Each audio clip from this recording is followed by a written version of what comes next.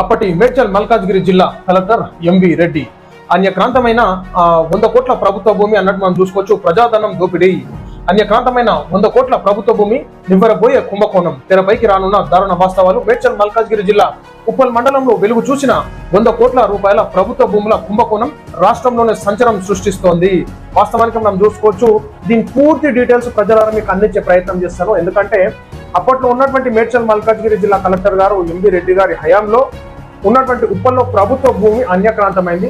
So దాని పూర్తి details ఏ విధంగా జరిగింది అనే డీటెయిల్స్ మేము తీసుకొచ్చి మీకు చూపించే ప్రయత్నం చేస్తాం. ఎందుకంటే ఉన్నటువంటి అక్కడ కొంతమంది పేర్లు చెప్పేసి అదే విధంగా అక్కడ ఉన్నటువంటి ఏదైతే సైనికులకి ఇస్తున్నామని చెప్పేసి అప్పట్లో ఉండేటటువంటి సిచ్యువేషన్స్ ప్రకారము మరి అక్కడ పేరుకు నామమాత్రంగా అక్కడ జరిగింది. కానీ ఇప్పుడు పూర్తిగా మాత్రం అక్కడ ఆ విధమైనటువంటి ప్రజలకు అక్కడ ఇవ్వలేదు. సో దాన్ని టోటల్ గా రిజిస్ట్రేషన్లు చేయించి దాన్ని అన్యక్రాంతం చేసినట్టుగా మనం భావించుకోవచ్చు. సో దాని డీటెయిల్స్ కూడా మీకు ఎపిసోడ్ల వైస్ గా అందించేటటువంటి ప్రయత్నం చేస్తాం. ఒకసారి మనం చూసుకుందాం. ఇక్కడ వివరాలకు వెళ్తే ఉప్పల్ మండలంలో వెలుగు చూసిన 100 కోట్ల రూపాయల ప్రభుత్వ భూముల కుంభకోణం రాష్ట్రంలోనే సంచలనం సృష్టిస్తోంది. 10 ఎకరాల విలువైన ఈ భూమిని ఎలాంటి అర్హత లేని వారికి నకిలీ పత్రాలతో స్వతంత్ర సమర యోధుల కోటాలో నీచంగా సిగ్గు లేకుండా కేటాయింపులో జరిగిన ఘోరమైన మోసం ఇప్పుడు బట్టబయలు కానుంది.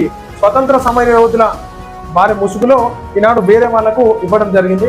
దాని డీటెయిల్స్ పెడతాము. ఈనాడు ఏ విధంగా రాష్ట్ర ప్రభుత్వం యాక్షన్ తీసుకోదా మొత్తం అయితే మేము కూడా పెట్టే ప్రయత్నం చేస్తాం. సో దాంట్లో ఏ విధంగా ఏ అధికారులు ఉన్నారో కూడా మీకు తెలిపే ప్రయత్నం చేస్తాం. సిగ్గు లేకుండా కేటాయింపులో జరిగిన ఘోరమైన మోసం ఇప్పుడు బట్టబయలు కానుంది.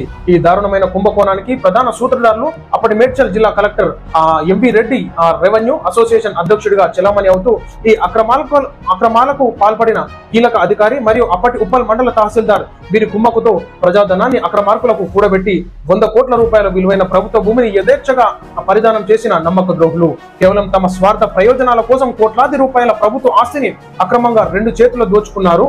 మహా కుంభకోణంపై సంచలన విషయాలతో పక్క ఆధారాలతో మీ ముందుకు వస్తాం. ప్రజలారా, ఈనాడు ఏ అధికారులు దాంట్లో ఇన్వాల్వ్ అయినాడో ఆ యొక్క భూమిని ఏ విధంగా మరలా వెనుకకు తీసుకురావాలి, ఉన్నటువంటి ప్రజాధనం అది ప్రజలకు అక్కడకు వచ్చేటటువంటి భూమి ఏ విధంగా అన్యక్రాంతమైంది, ఏ అధికారులు ఉన్నారు, ఏ నాయకుడు ఎంత అది జరిగిందో అంతా తీసుకొచ్చి మేము ముందు పెట్టే ప్రయత్నం చేస్తాం. తప్పకుండా ప్రజలారా మీరు ఈ వార్తని షేర్ చేయండి.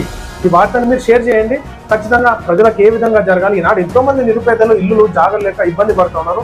ఖచ్చితంగా ఆ జాగాలు నిరుపేదలకి అక్కడికి రావాల్సిందిగా మేము కోరుతున్నాం. ఈనాడు బడా బాబులు దాని జాగాలను కొట్టేసి మొత్తం కమిషన్ల దందాతోనే ఖచ్చితంగా దాని మీద మేము రివ్యూ నిర్వహించి ప్రజలకు న్యాయం జరిగే విధంగా చేస్తామని చెప్పేసి తెలియజేస్తాం.